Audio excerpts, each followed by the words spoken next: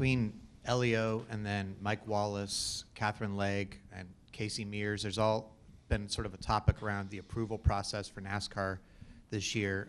On Parker Kligerman and Landon's podcast this week, they were talking about they feel like there's a need for a licensing system similar to the FIA, where you can actually check certain boxes to move up versus the approval process. Do you have any thoughts on the current approval process and any changes you would like to see to it? I think there's got to be more structure around it.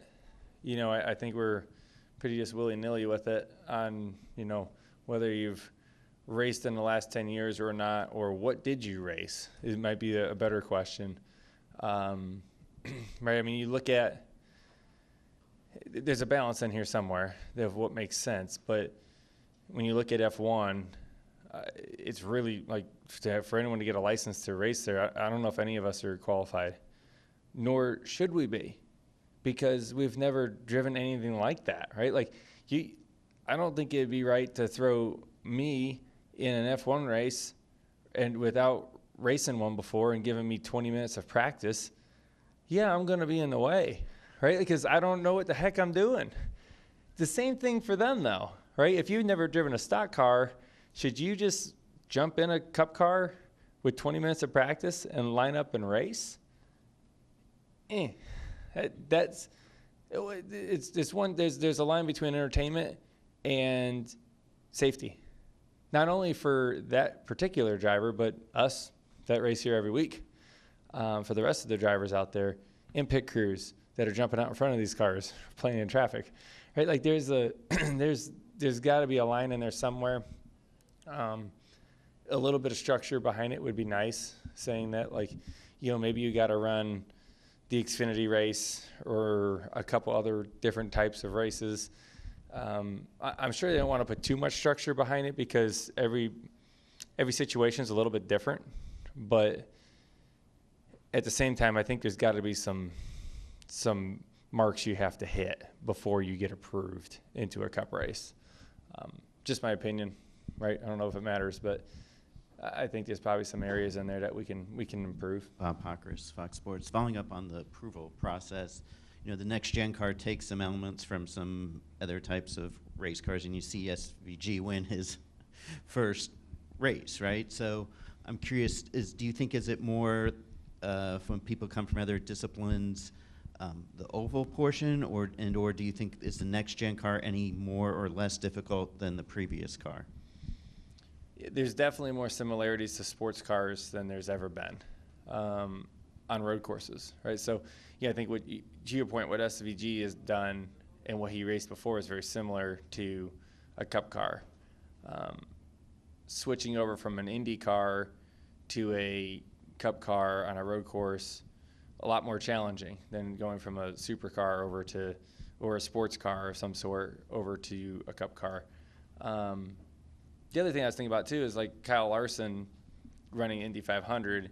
He has the whole month of May up there and he had to get approved for one, but then he also had a lot of laps to get comfortable with the race car, and he's a ridiculous talented kid, right? Like he's really good. So there's, like I said, everybody's a little bit different, but they had a lot of time up there to make a lot of laps to get comfortable in the race car. Like I said, 20 minutes of practice is really tough to say that's good and go jump in and go racing.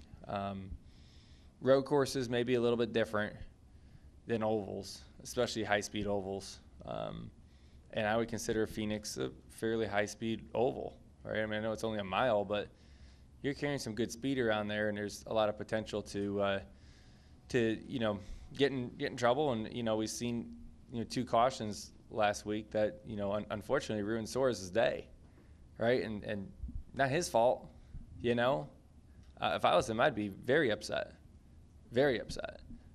But I mean, what do you do? A lot of discussion this week on the approval process to be in a cup race after last weekend, and I'm curious, what do you look at on like high limit? Like, do you get involved in like, should this person be allowed to race? Should they not? And do you feel like there needs to be a little more structure for cup? Yeah, at least on the sprint car side of it, I don't know if there's any really thing in place. There could be at times, but I feel like most of the time, sprint cars are crazy. So, if you're not capable of it, usually don't get in it. But yeah, I mean, I think in NASCAR, I don't know what the approval process is, so I can't really speak on what needs to change.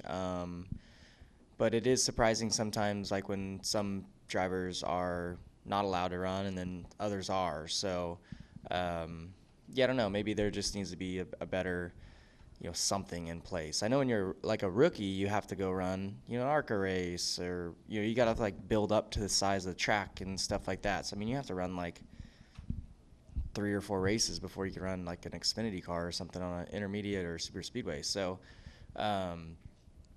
yeah, maybe there needs to be more of that.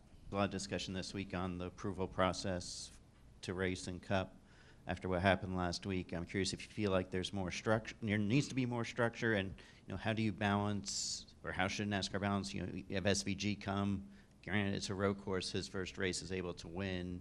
How do you balance, somebody who's so accomplished in another series and trying to figure out if they're able to race in cup? Yeah, I don't have a great answer. I feel like I've questioned the approval process for a long, long time. Being an owner in the truck series and seeing some young drivers get opportunities at different tracks versus my drivers that I was trying to get them opportunities at some of those same tracks getting denied. So I was very confused, and probably am even more confused now on how it all works. So I think it's broken. I think there's a lot of work that could be done to make it better. I also do feel as though it shouldn't be suit and ties making the decisions always. Certainly there can be some that need to be involved, but I do feel like there needs to be fire suits involved in some of those decision-making processes on those that need to be approved or not approved for various activities. And I'll even go so far to say, too, that I feel the same way on driver penalties, the Austin Cindric deal. I don't think suit and ties should be making that. I think you should get penalized by your peers. When you're talking about the approval process, does the sport need to go back to looking at how much practice that includes on a race weekend when somebody is in a car for the first time, as well as the testing policy where teams being able to take someone and put them in a car during the week and run laps with them beforehand? Yeah, I agree. That can definitely be a good piece of what we can do with individuals that want to come run.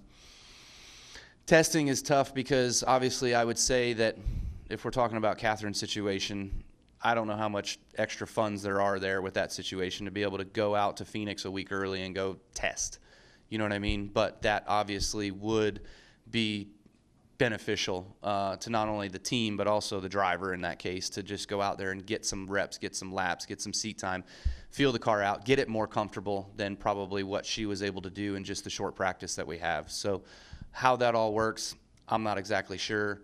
If it's a 4-hour session on Thursday or Friday or like the day before or something, I think that could certainly be a waiver piece that is allowed for some first timers.